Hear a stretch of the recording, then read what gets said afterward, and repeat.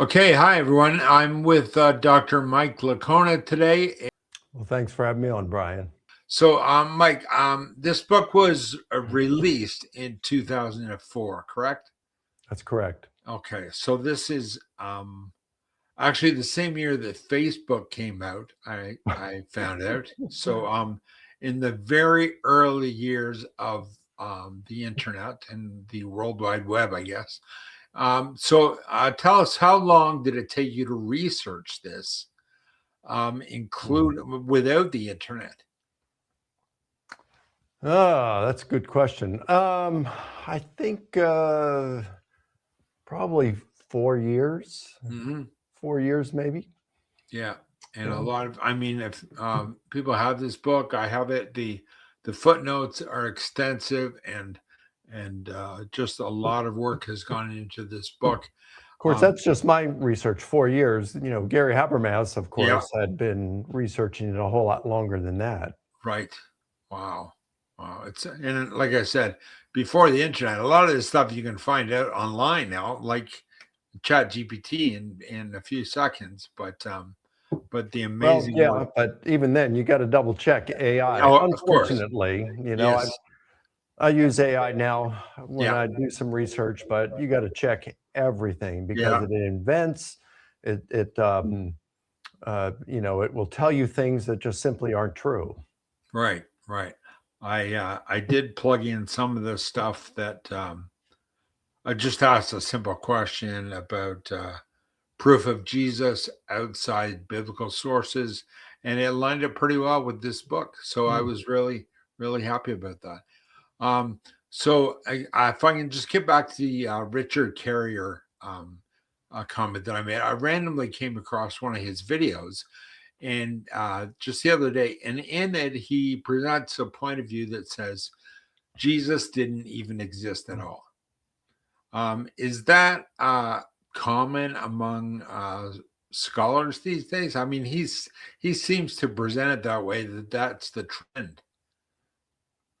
Yeah, no, it's very uncommon. You might have as many historians who deny the Holocaust as you do Yeah. historians of Jesus who deny that he existed. It's a very fringe position. Right. I don't think the arguments for it is very good, and that's why the overwhelming majority of critical scholars today reject that proposal. So, how did your interview with him or your debate with him? How did that go then?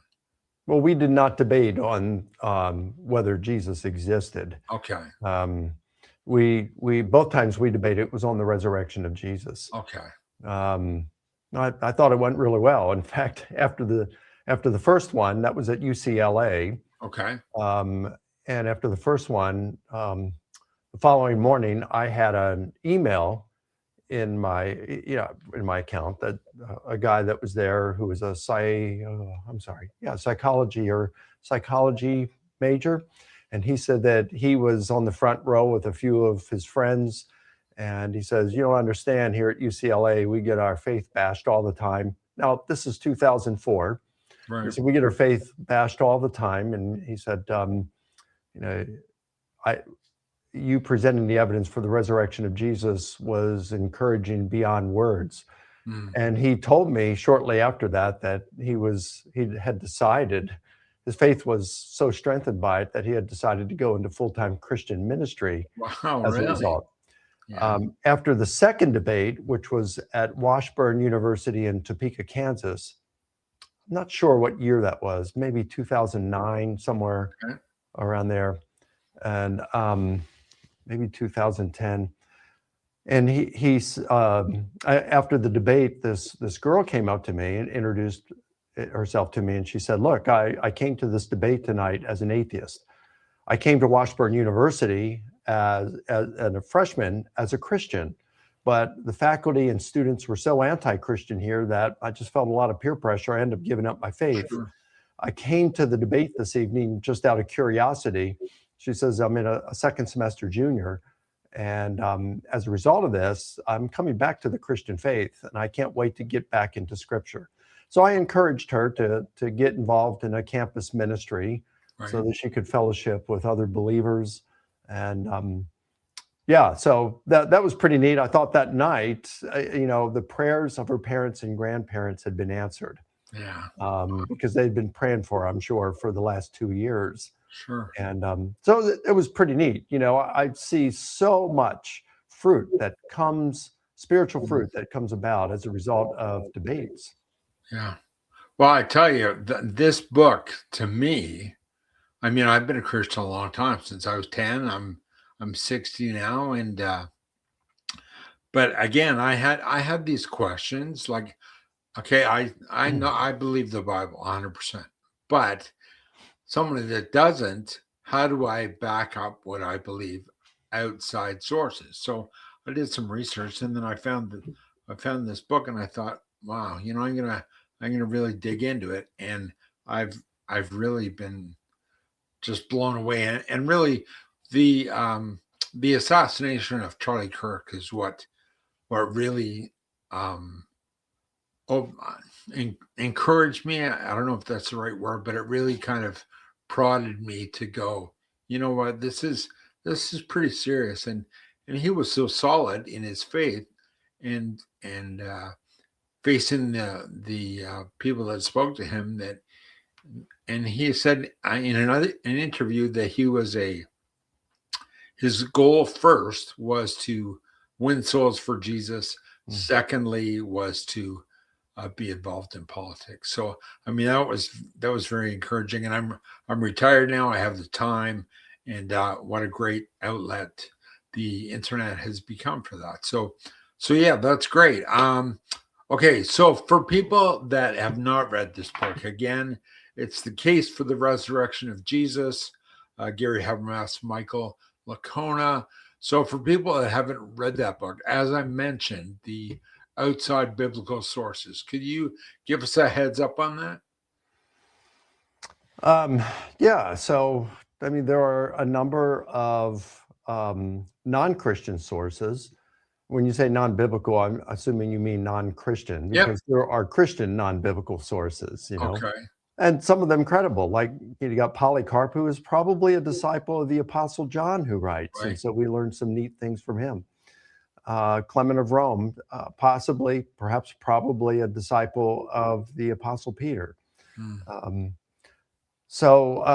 Anyway, non-Christian sources, Yeah. there's Josephus from the end of the first century, and he mentions Jesus' death. And I believe he also mentions that his disciples were claiming that he rose from the dead and had appeared to them.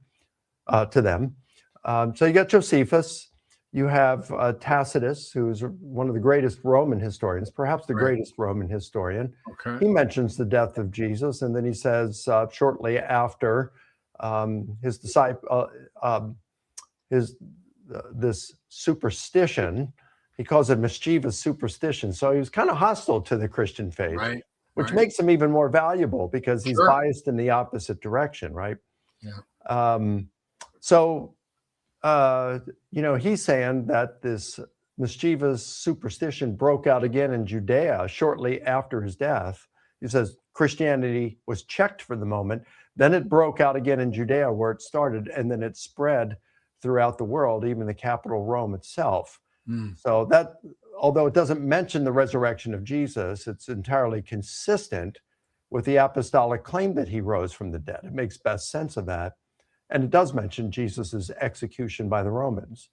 You have Lucian of Samosata, who Right. was a Greek satirist in the middle of the second century. He did not like Christianity, but he mentions Jesus's death, his execution by the Romans. You've got Marabar Serapion, who was a Jewish prisoner who was later executed. We have a letter right before his execution that he wrote, and he mentions the execution of Jesus. So you have a number of these non-Christian sources who are mentioning Jesus's death and or his resurrection, or at least something consistent with it. Right. You're probably aware, and you can help me too, because I just I remember there's a famous drawing of a man on a cross with a horse's head. Um, Can you help me with that? Do you sound No, familiar? no, I I, think I've seen it, but I don't know what that is. But yeah, it was something to do with the mockery of the Christian faith, but um, I mean that was pretty. Yeah, I should have dug into that more. Wow, that would have been a good one. Okay, so let's go with the minimal facts argument that you guys talked about in the book. If you could just explain that for our viewers, that'd be great too.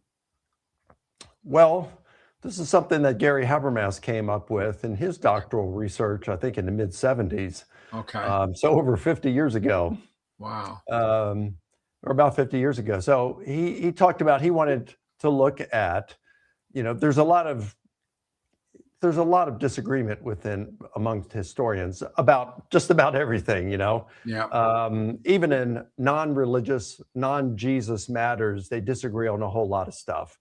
In fact, historians don't even agree on a definition of history or what it is that historians are actually supposed to be doing. They don't agree on just about as fundamental a level as you can get.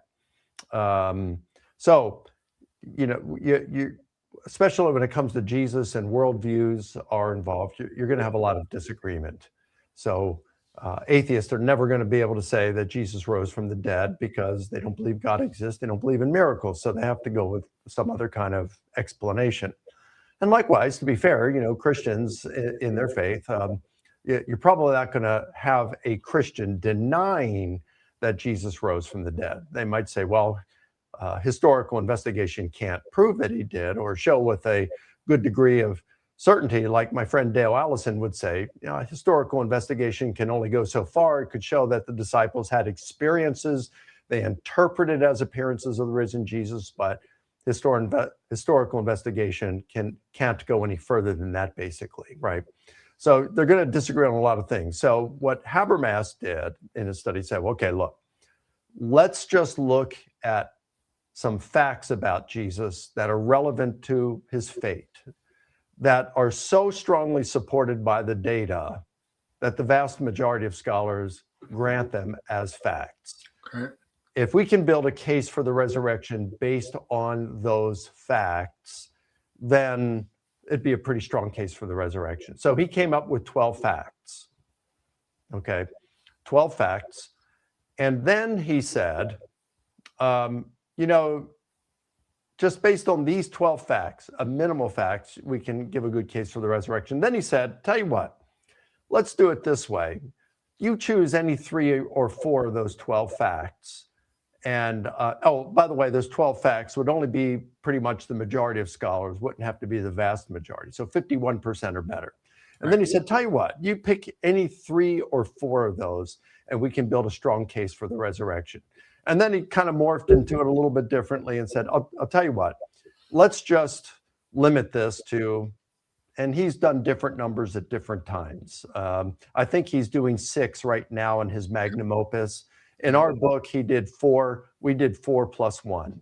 But they would be facts that are agreed on by the vast majority of scholars. And he said, let's just take these facts and we can build a really strong case for the resurrection based only on those. So if someone is going to come against the resurrection hypothesis, you either have to show that our method is wrong, or you have to dispute the facts that we've chosen and say, well, no, those aren't really facts. I don't accept those. And the response of the minimal facts approach would be, well, that's your prerogative, but the vast majority of scholars do. And what's good about that is, if I believe something like the disciples, or let's say the Apostle Paul, converted to Christianity after persecuting the church, if he does that because he has an experience he believes is the risen Jesus that appears to him, that's not saying it was the risen Jesus. It is to say that the experience was of such a nature that he interpreted it as the risen Jesus appearing to him. You're going to have to give a reason why you reject that. And you're welcome to reject it, but this is what the vast majority of scholars believe. And so therefore, because there is strong evidence for it, not because scholars say it's true, but because there's strong evidence, and the evidence is so strong, the evidence that the evidence is that strong is that the vast majority of scholars grant them as facts. And so the Christian, at least, is rationally justified in believing Jesus rose from the dead using a minimal facts argument. That's what the minimal facts argument is. Okay, so you mentioned the 4+1. So first we have Jesus died by crucifixion. Yes, That's correct. Now I know these off the top of my head now, but I've written them down just so I'm not messed up. I'm kind of nervous being here in the first place. But if you want to jump in, add anything, please. I welcome that. Okay, so Jesus died by crucifixion. I have Josephus, Tacitus, Lucian, Mara, Bar-Sepian, and the Talmud as well. Mm-hmm. Okay, and then the disciples believed that he appeared to them and were changed from 12 scared men into 12 bold preachers, really.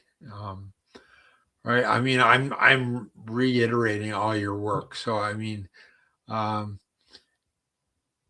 can you expound on the Paul's persecution of the Christians before he was converted? Well, sure. According to Paul's own testimony in his undisputed letters, and let me put a bookmark here. When we say Paul's undisputed letters, there are 13 letters attributed to Paul in the New Testament. And of those, when we talk about the scholars, we're saying not just Christian scholars, not just conservative Christian scholars, but also moderates and liberals and agnostics and atheists and Jewish scholars, historians of Jesus. We're taking all of these, hundreds and hundreds of them that are commenting on these things. They've written on these. They thought it was important and interesting enough that they write on these things. All right. So, they're saying evidence is really good that Paul, that of those 13 letters, Paul wrote at least 7 of them. All right. They think the evidence is good enough to say Paul definitely wrote at least 7 of them. Vast majority, almost all scholars who study the subject, regardless of their theological background, acknowledge those 7. And then it's about 50-50 on 2 others. And then there are 4 that the majority of scholars think Paul did not write them. All right, so when we're looking at a minimal facts approach, we're only going to use those letters of Paul that are the undisputed letters of Paul. In other words, everyone acknowledges he wrote those. So in Galatians 1, I believe it's verse 23, Paul says that they had not seen Paul the Christians had not seen Paul in Judea. They just knew or had heard that he who persecuted the church now proclaims the faith he once sought to destroy. Sounds like an oral tradition. So right. Paul himself here is talking about a saying that was going around in Judea about him. He had persecuted the church, and now he's out proactively proclaiming the gospel.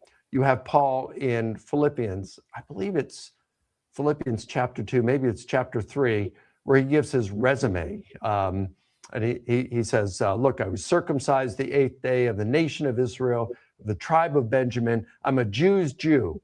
As to the law, a Pharisee. As to zeal, I persecuted the church. As to the righteousness which is in the law, found blameless. So he's given his pre-Christian resume there, but he acknowledges being a persecutor of the church. In 1 Corinthians 15, another undisputed letter of Paul, he says, I don't know, somewhere between verses 9 and 17, he talks about how he's the least of the apostles because he persecuted the church.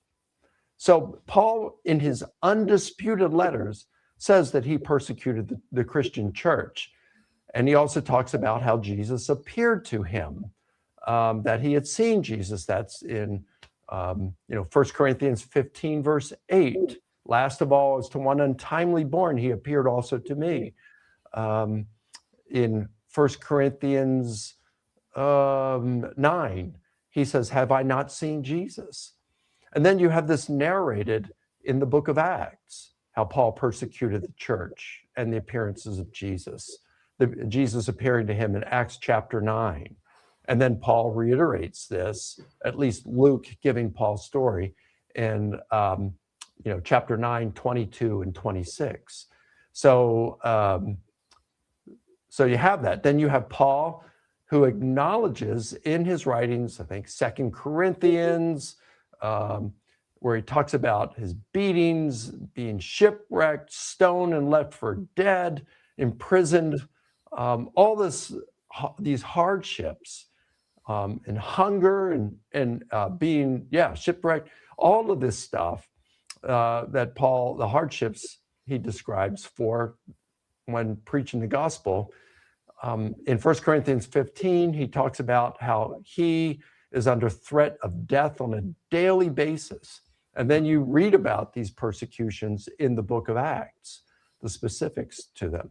So, this is who Paul is. He converts when he has this experience that he interprets as an appearance of the risen Jesus, and it radically transforms his life to being one of Christianity's most aggressive advocates of the gospel. Right. And then we know Paul suffered tremendous persecution. And then there are later reports that he endured martyrdom by being beheaded. And even Clement of Rome, which is written, First Clement, which is written in the first century, mentions the martyrdom of Paul indirectly. But then it is also spelled out in several other of the early church fathers. Well, excuse me moving around. The sun is getting in my eyes, and it's hard to.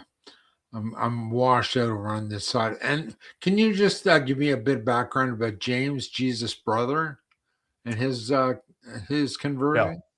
So the conversion of James isn't granted by as many scholars, but not many scholars write about him. When I did my doctoral research, I could only find 9. Let's see, is it 9? No, 3. There was only like 29 scholars I found. Let's see, maybe it's 9. Forgive me. I think it's 9 scholars. It's a very small percentage. It was like 9%, but there's only, it must be 9 scholars out of like 29. Now, it was only 9%. It wasn't many at all. Hardly any scholars even talk about it. So it must have only been like 3 scholars. Must have been 3 scholars. 3 scholars out of 29 I found that even talk about things. Was James a non-believer prior to Jesus's death? That's what they're talking about there. So not many, you have Paul in 1 Corinthians 15. It says, then he appeared to James. And then you find James in Galatians 1. He's part of the Christian church. In Galatians 2, he's part of the church apostolic leadership. Josephus, Hegesippus, and Clement of Alexandria report the martyrdom of James, the brother of Jesus. So you have this, but what's of interest, and what those 3 scholars out of the 29 that I found, what they don't acknowledge is that James was a non-believer prior to Jesus's death. The rest that do look at it, that they do think that Jesus was a non-believer if they comment on it. So, and there's good reason, I think, to hold that he was a non-believer. So, for example, I think it's at the end of Mark chapter 3, it says that Jesus' mother and brothers came to get him because they thought he was beside himself. In other words, they thought he was, something's going on here. So this is kind of embarrassing. Why would his brothers think he was beside himself? Right. And then in John chapter 7, verses 1 through 3, I think it is, they come to him and they say, "Hey, Jesus, look, we're going to go up to Jerusalem for the festival. Why don't you come with us? And you are doing these miracles. Don't do them in secret. Come on up to Jerusalem and do it publicly."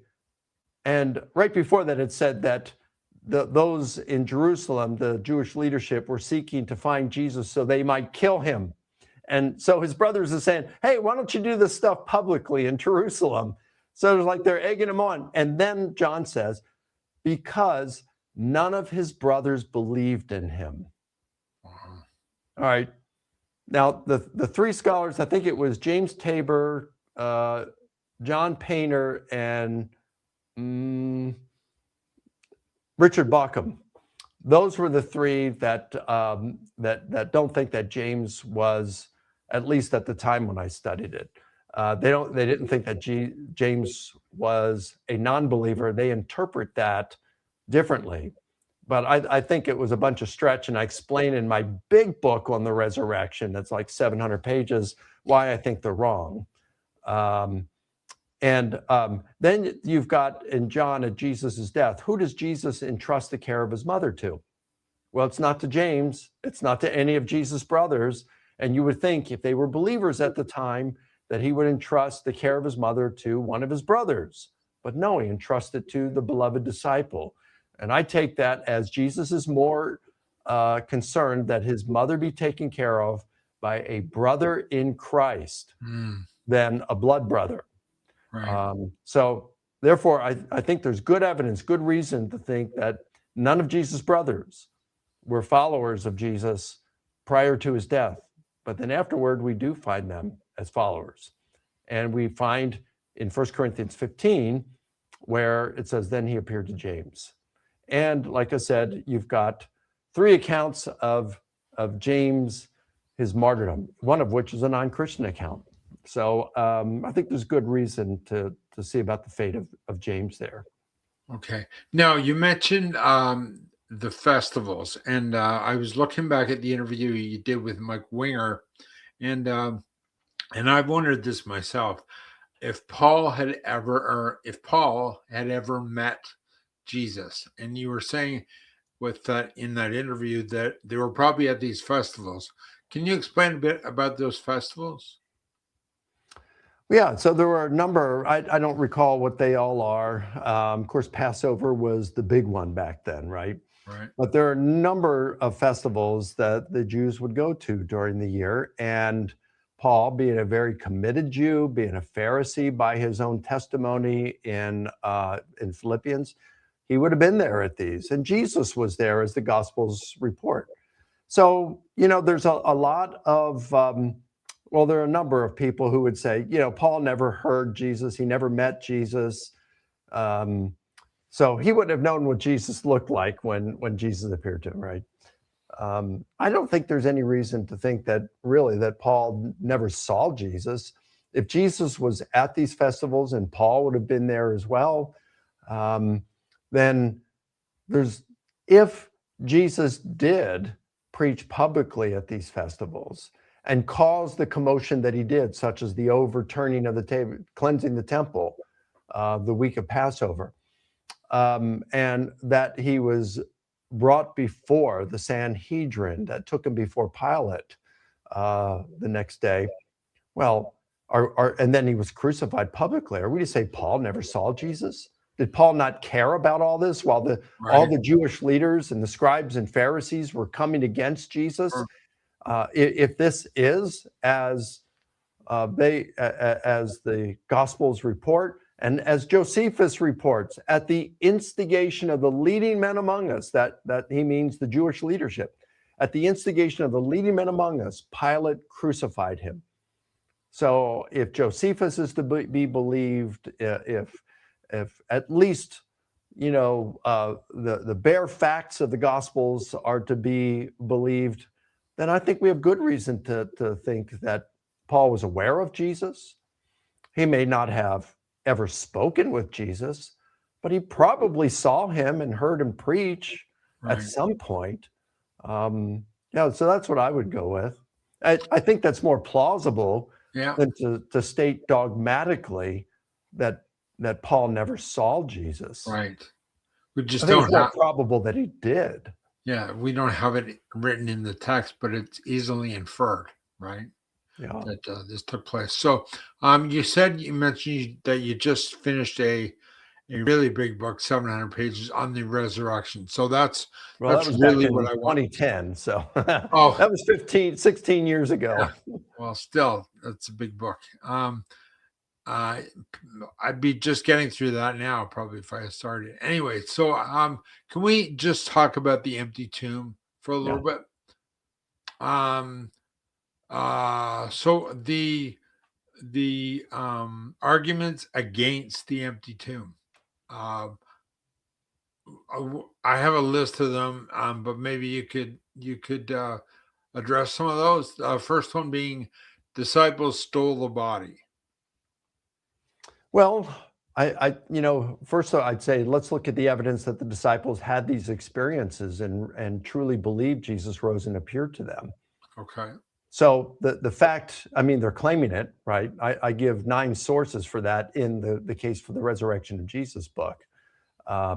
You've got Paul himself saying that he saw Jesus. Then he appeals to oral traditions, such as the Creed in 1 Corinthians 15, verses 3 through 8. You've got the sermon summaries in the book of Acts, several of those.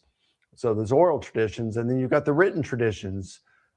Matthew, Luke, and John talk about the appearances. Mark anticipates them, of course, in Mark 14:28 and Mark 16:7, I believe it is. And then you have First Clement and Polycarp's letter to the church in Philippi. So they talk about the appearances as well. So we know the disciples are claiming these things, but did they believe it? And what I'd say is we've got 5 first-century sources. You got a lot of sources that talk about the fate of the apostles, that they had, died these horrendous deaths and things like that. Some of them are late, some of them are embellished, some of them are like, I don't know that I can believe that. So I like to go with first-century sources. So with those, you've got Josephus, a non-Christian Jewish historian from the 1st century, that talks about the stoning of James, the brother of Jesus. You've got Paul, that talks about the persecution of Christians, of himself and other apostles. So you got Paul. You got the book of Acts that talks about that. That's 1st century. You got the Gospel of John that talks about it. John chapter 21. So this is written, we don't know exactly when John was written, but if we go with what the majority of scholars think, it's between the years 90 and 95. So what's interesting in John 21, you have Jesus and Peter walking along the shore of the Sea of Galilee after breakfast. And he says to Peter, Peter, when now that you're young, you can go wherever you want, do what you want. But when you are old, someone's going to take you and bind you and take you where you don't want to go, and you will stretch out your hands. And John says this was to signify the type of death by which Peter would glorify Jesus. Now, church tradition says that Nero had Paul beheaded. So that would have been in the mid to late 60s. No later than the 68, but probably around 64, 65 is when Paul would have been beheaded outside of Rome. So if John's written between 90 and 95, that prediction is actually reporting what the martyrdom of Peter. So you got Josephus, you have Acts, you have Paul, you have John, and then you've got First Clement that talks about mentions the martyrdom of Peter and Paul. So you have 5 first-century sources that talk about the persecution and of all the apostles and the martyrdom of at least a few of them. And so the point to be made here is that liars make poor martyrs, that they are willing to endure intense persecution and willing to endure martyrdom for their gospel proclamation. It doesn't prove that what they were proclaiming, what they believed was true, because we know that jihadis are willing to give up their life in the cause of jihad. We know that people of other worldviews, Buddhism, and even atheism, Marxism, are willing to give up their lives for their causes. So the fact that the disciples were willing to endure persecution and martyrdom doesn't prove that what they believed is true, but it strongly suggests that what they believed, what they were proclaiming, was true. In other words, they weren't lying. Right. So I would go with that. And then you say, well, how do we know the disciples didn't steal the body? Well, if they truly believed Jesus rose from the dead, that wouldn't be the case if they'd stolen the body. Right. Well, I was just looking at some of the arguments that people would give against the resurrection, for instance. Okay, so you have that one. And you may be aware of Alex O'Connor, an atheist or prominent atheist right now. He said someone stole the body, and he mentions the gardener who wanted the tomb. He didn't want the tomb area to become a shrine, mess up his flower beds. That's one of his arguments. Now, there's also that's what Tertullian said. Tertullian said that was a rumor that was going around in his time, which was the end of the 2nd century. Right. Wow. But if that were the case, remember, the disciples did not believe, with the possible exception of the beloved disciple, none of the disciples believed based on an empty tomb. Right. The resurrection narratives, you've got the Peter going away, confused. You've got the other disciples that are like Luke's gospel says they didn't believe the women who said the tomb was empty because they thought that they were telling frivolous tales. And then you got Thomas, who doesn't believe until he touches Jesus. So, and certainly Paul wouldn't have believed based on an empty tomb. He would have suspected that someone stole the body, right? So they believed based on their experiences of what they thought were the risen Jesus appearing to them. It was the appearance experiences that convinced them Jesus was raised, not an empty tomb. Right. Okay, what about the swoon theory? Can you elaborate on that a bit too? The swoon theory? Well, swoon theory, hardly anyone calls it that today. It's that came about over 100 years ago, where they were saying Jesus survived death. Now, as far as we know, the first person, or at least the only extant source that suggests Jesus survived his crucifixion, was Celsus, who wrote in the middle of the 2nd century that Jesus faked his death. Okay, but I'm not aware of any real recent scholars who are suggesting that. You do? Well, I think there are 2 French scholars in the 1980s who suggested it, and then you had I think 2 physicians in the British Journal of Medicine, or one of those. It's a British medical journal, and they suggested it, but it's like the following journal publication of that. You had a bunch of physicians come out and said, "No, you guys are loons. You're all wrong on this." Yeah. I'm not aware of any. Well, let's see, Barbatarian. I don't know if she's still alive. Maybe she is. I don't know her age. So really radical member of the Jesus Seminar, and I mean, really out there on the fringe. And as far as I know, she's the only bona fide scholar who says that Jesus survived his death. They put herbs on him in the tomb, and he was healed. He came out. He married Mary Magdalene, and they went off to, I think, France and had children there. But nobody really accepts that. As far as I know, she's the only bona fide scholar, within the last 40 years or so, who thinks that Jesus actually survived his death. It's just there's every reason to think that Jesus died by crucifixion. I mean, you've got all the ancient reports, even non-Christian sources who report that Jesus was executed by the Romans. You only have 2 accounts in antiquity of someone surviving crucifixion. And in one case, both cases, they were removed from their crosses intentionally while they were alive and assisted. So we have no evidence that Jesus was removed while he was alive, or that he was provided any medical care whatsoever. And historians, at least, have to go with evidence.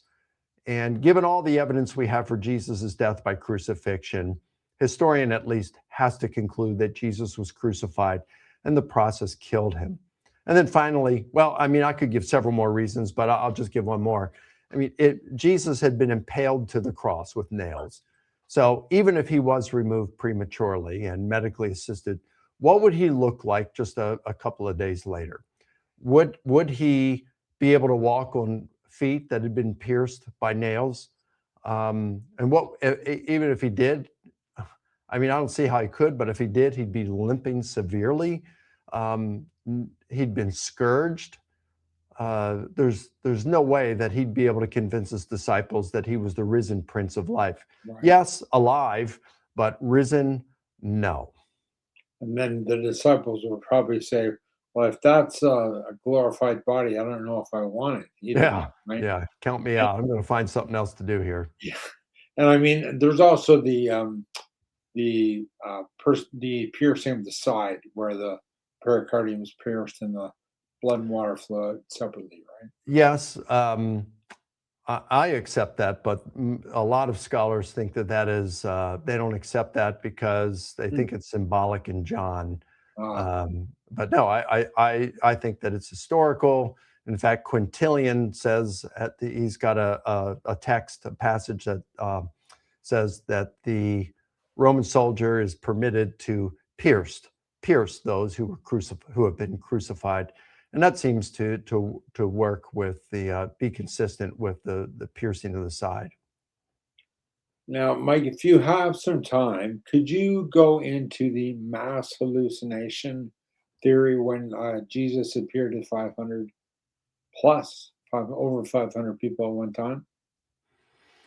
So the hallucination hypothesis is like today, most critical scholars don't offer an alternative natural hypothesis because they've come to realize they all fail. So they just basically like to say, well, historians are out of, they are prohibited from adjudicating on a miracle claim because a miracle would have to be performed by God, and historians have no access to God or to a source of something like the cause of a miraculous event, so they could never determine that a miracle occurred. That's pretty much the most popular line that skeptical scholars take today in reference to what happened with Jesus. But when scholars do take an alternative hypothesis, the hallucination hypothesis is still the most popular. Even though it was pretty much refuted over 100 years ago, it has had a resurgence among some, but even that one is dying off. It's important to understand what a hallucination is before we talk about refutation. So a hallucination is a false sensory perception. You believe that you are sensing or perceiving something that isn't really there. So you think you're seeing something, perceiving it with the sense of your eyes, your vision, but it's not there. Or you thought maybe you heard someone call your name. You heard, it's an auditory hallucination, but no one called you. Taste, smelling, a sense of motion. So like when you have a dream that you're falling and you wake up, that is called a kinesthetic hallucination. It's a sense of motion. Right. You remember when you got your first mobile phone, at your first one, and you put it on vibrate, silent, right. You were in a lecture or a meeting and it went off and you picked it up and looked at, false alarm, nobody loves me. You know, That is called a tactile hallucination. It's a sense of touch. Yep. And so at some point, we've all experienced a hallucination, okay? Now, the people most likely, most inclined to experience a hallucination are senior adults grieving the loss of a loved one. Now, I say senior adults because that's what they researched. And I asked the researchers, from what you've seen, what about young people who are grieving the loss of a loved one? And he said, well, it might be the same. We just didn't have any kind of research we did on that. So, whereas only across the board, about 50% of senior adults grieving the loss of a loved one, only 7% of those grieving the loss of a loved one experience a visual hallucination. Only 7%. Wow. Now, with the disciples, you don't have 7%, you have 100%. He appeared to all the apostles. He appeared to the 12. That's in their early oral tradition in 1 Corinthians 15, verses 3 through 7. So that's one thing. The percentage of percipients is too high. Second, hallucinations, because they are false sensory perceptions, they occur in the mind of an individual. They have no external reality to them. So in that sense, they're like dreams. So if, let's say there's a group of 100 people and they've all volunteered to do an experiment. We're all going to take a sleeping pill. We're going to go to sleep, and we have the intent to dream that we are in Hawaii on the beach at Waikiki. All right. Okay. Now, when we wake up in the morning, what percentage of us are going to have actually dreamt that we were in Waikiki on the beach? Well, I don't know what it would be, but it's not going to be 100%. Right. And of those of us who have the dream that we're on the beach at Waikiki, how many of us our dreams are going to be so similar in the details that we believe that we were all experiencing the same dream when we describe it? Yeah. Probably none of us. Yeah. And well, so when you're looking at a group hallucination, again, this is a false sensory perception in the mind of an individual that has no external reality. So it is like a dream in that way. And so your group hallucinations are simply not possible. And it's funny, when I had, before I think my first or second debate with Bart Ehrman, there was a book that was published by the American Psychological Association, a textbook on hallucinations. The title is Hallucinations, the Science of Idiosyncratic Perception. It had just come out, and I bought the book, I read through it, and they didn't say anything about group hallucinations. And so I emailed both authors, and one of them responded. I had asked, why didn't you deal with group hallucinations? And they said, well, we intended to devote a chapter to it, but we could not find any good evidence or even a documented case of a group hallucination. And so what's interesting is not only in the resurrection narratives in the Gospels do you have multiple group appearances, but even in the earliest tradition, the one that you mentioned, in 1 Corinthians 15, he appeared to the 12. He appeared to more than 500 at one time, most of whom are still alive, but some have died. Paul adds, in other words, they're still alive. Yep. You can ask them about this experience. Right, yeah. And then he appeared to all the apostles. So there's 3 individual appearances to Peter, to James, to Paul, and then 3 group appearances to the 12, to more than 500 and all the apostles. So you've got these 3 group appearances. And since a group appearance is impossible, or even if you don't accept that, they're extremely rare at the very most. Extremely rare, if not impossible. And you got 3 of these in the earliest tradition in 1 Corinthians 15. Well, that doesn't seem to work. And then you've got Paul. Paul was not grieving Jesus' death. He believed Jesus was a failed Messiah and a false prophet. So Jesus would have been the last person in the universe that Paul would have wanted to see or expected to see. So those are just 3 reasons there. And if you do grant the empty tomb, I do, but if you do grant the empty tomb, it's not one of the minimal facts. But if the tomb was empty, that'd be another reason to think that it wasn't a hallucination. Hallucinations don't produce an empty tomb. Hallucinations don't typically lead one to think that if they went to the person's grave, it would be empty.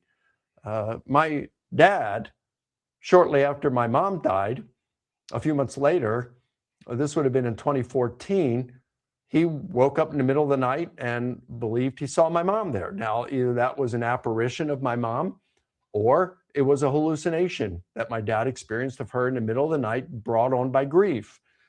Let's just say it was a hallucination.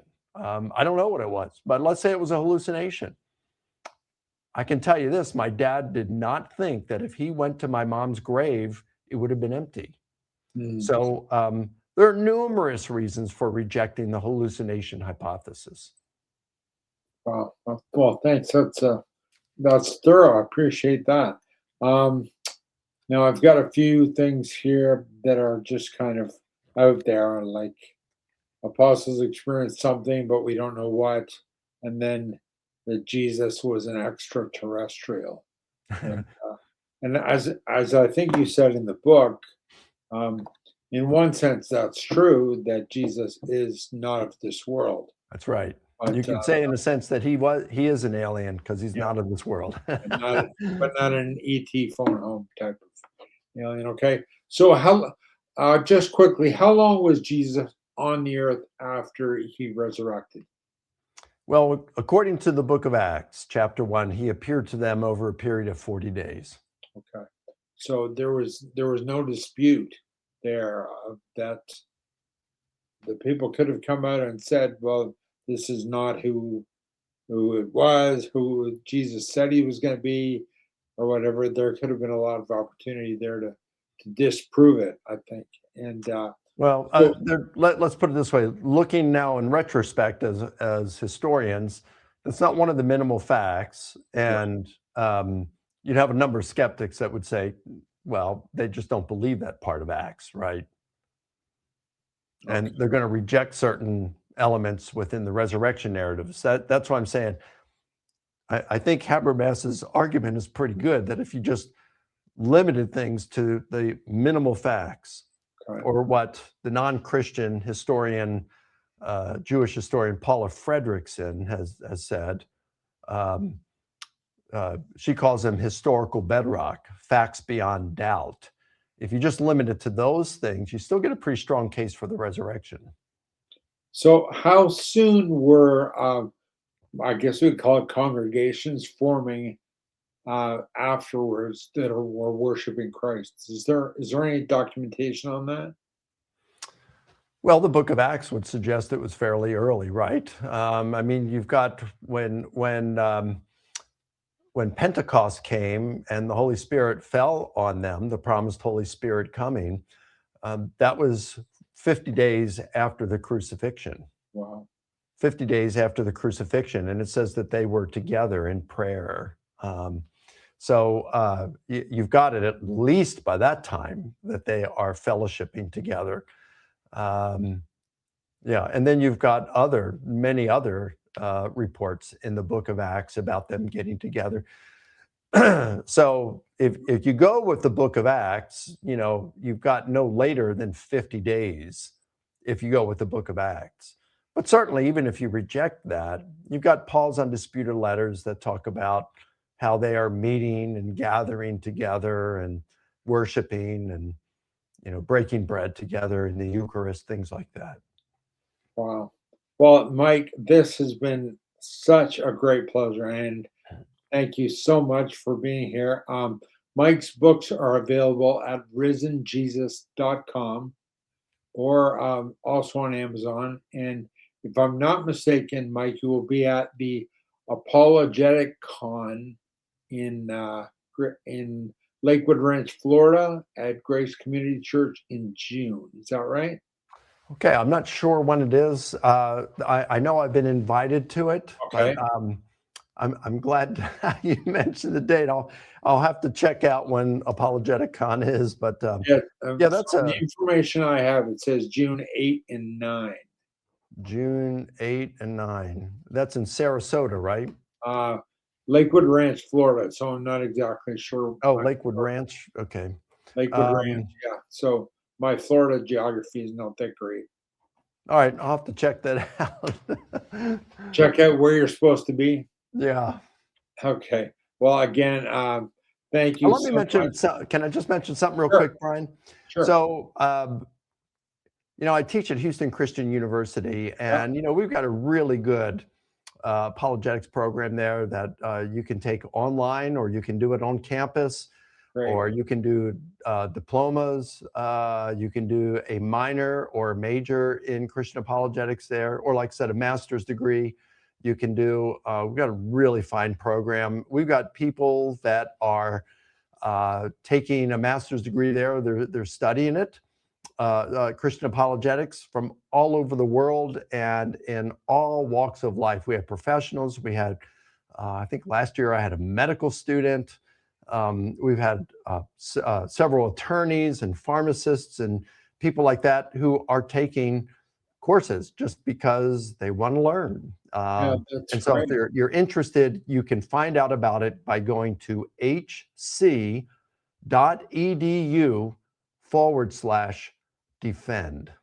Okay, that's awesome. Thanks. Thanks, Mike. Yeah, I was curious about that. That if people want to go and do maybe just a course or two, not necessarily a degree, that that might be something that people could do online too. So that's great. The um, the technology available is a lot better than when the case of the resurrection of Jesus came out. But I mean, that would be awesome to do that as well. So again, thank you so much, Mike. I appreciate you spending the time with us today, and it's been beyond what I was even hoping for. So again, thank you so much. You're welcome, Brian. God bless you. Thank you. Take care now.